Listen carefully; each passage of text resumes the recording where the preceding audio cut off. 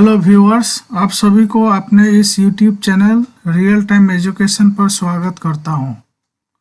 आज हम सीखेंगे पाइथागोरियन ट्रिपलेट्स के बारे में। पाइथागोरियन ट्रिपलेट्स 3 नंबर्स का एक ऐसा ग्रुप होता है जो आपस में वो 3 नंबर्स एक दूसरे के साथ मैथमेटिकल रिलेशनशिप से जुड़ा हुआ हो।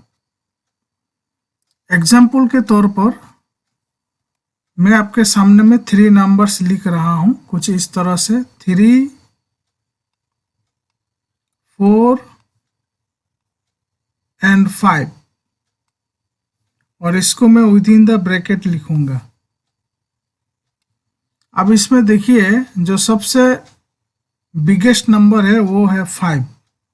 अगर मैं 5 का स्क्वायर लेता हूं, 5 स्क्वायर, तो इसका मतलब होता है 5 इंटू 5,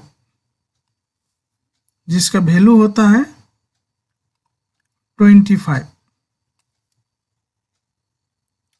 बाकी जो 2 नंबर है 3 और 4, मैं 3 का भी स्क्वायर लेता हूं और 4 का भी स्क्वायर लेता हूं, और इन दोनों को प्लस करता हूं और देखता हूं कि इसका वैल्यू कितना आएगा। सो 3 का स्क्वायर 3 इंटू 3 9 होता है, और 4 का स्क्वायर 4 इंटू 4 16 होता है,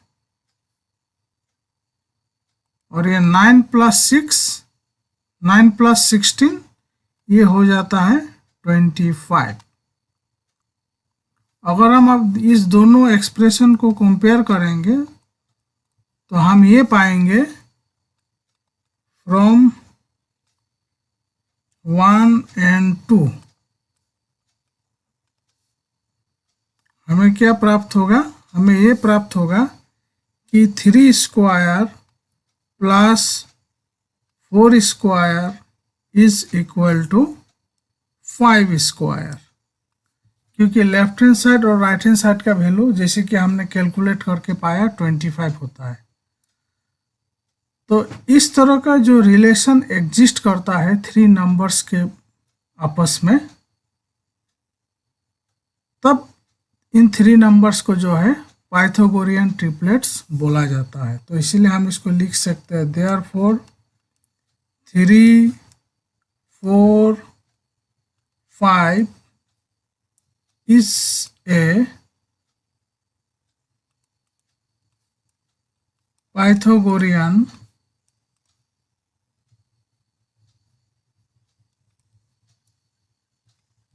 triplet।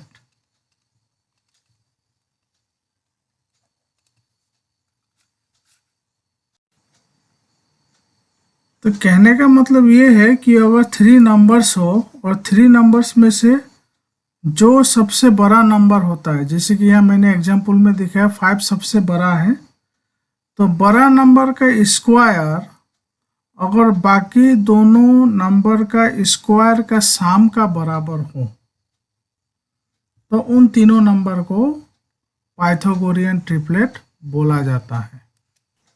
तो अब पाइथागोरियन ट्रिपलेट को एक जनरलाइज्ड वे में अगर हमें डिफाइन करना है तो हम इस तरह से इसको डिफाइन करेंगे। If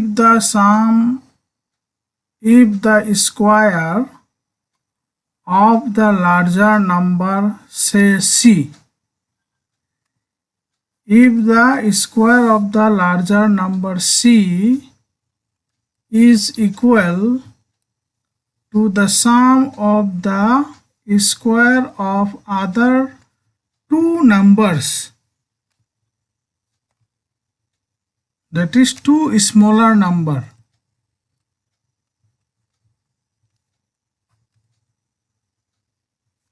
say a and b, that is if a square plus b square is equal to c square, then ABC is said to be a Pythagorean triplet.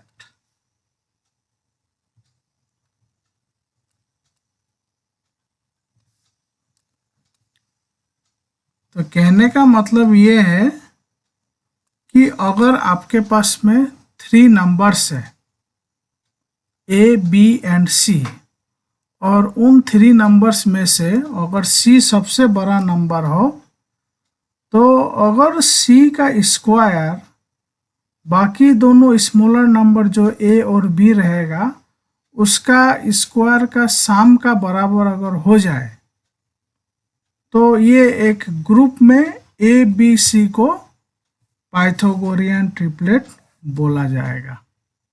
तो जैसे कि मैंने अभी आपको एग्जांपल एक दिखाया था कि 3, 4, 5 ये जो है एक पाइथागोरियन ट्रिपलेट है, क्योंकि उसमें जो सबसे बड़ा नंबर है 5 उसका स्क्वायर होता है 25, और बाकी जो दो छोटे नंबर है 3 और 4, 3 का स्क्वायर 9, 4 का स्क्वायर 16, तो 9 और 16 को भी अगर हम प्लस कर देंगे तो वो 25 के बराबर होगा, और ये 25 बड़े नंबर जो 5 है उसका स्क्वायर का बराबर है।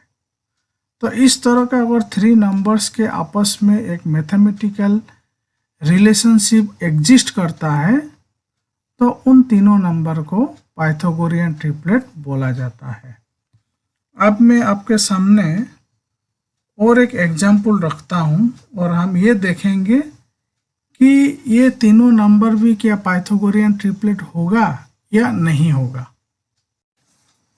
तो चलिए हम इसको लिखते हैं। 3 नंबर, सपोज एक नंबर है 4, दूसरा है 7 और तीसरा है 8। अब चलिए सबसे पहले हम 8 का स्क्वायर निकालते हैं। 8 का स्क्वायर 8 इंटू 8 64 हुआ, और बाकी जो दो स्मॉलर नंबर है, एक है 4 और दूसरा है 7, दोनों नंबर का स्क्वायर का सम हम कैलकुलेट करके निकाल लेते हैं। 4 स्क्वायर 16 होता है, 4 इंटू 4 16, और 7 स्क्वायर 49 होता है, 7 इंटू 7 49। अगर हम दोनों को प्लस कर देंगे तो 6 + 9 15, 4 + 1 5 6। तो आप देख सकते हैं कि दोनों का वैल्यू अलग अलग आया, बराबर नहीं आया। जैसे मैंने पहला एग्जांपल में दिखाया था 3, 4, 5, उसमें दो एक्सप्रेशन का वैल्यू 25 आया था। इसमें एक में आया 64, दूसरा में आया 65। तो अगर हम इसका कंपेयर करके अगर लिखना है तो हम इस तरह से लिखेंगे, from 1 and 2 we get 4 square plus 7 square is not equal to 8 square। इसलिए हम कह सकते हैं, therefore we can say that 4, 7, 8 is not a Pythagorean triplet.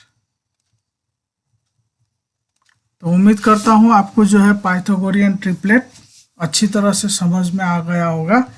Video का जो टॉपिक है ये आपको जो है आने वाले और भी जो टॉपिक होंगे उसमें इसका इस्तेमाल आप देख सकते हैं। तो वीडियो में आज के लिए इतना ही। हम फिर मिलेंगे एक अगले वीडियो में एक नए टॉपिक के साथ। Thanks for watching the video.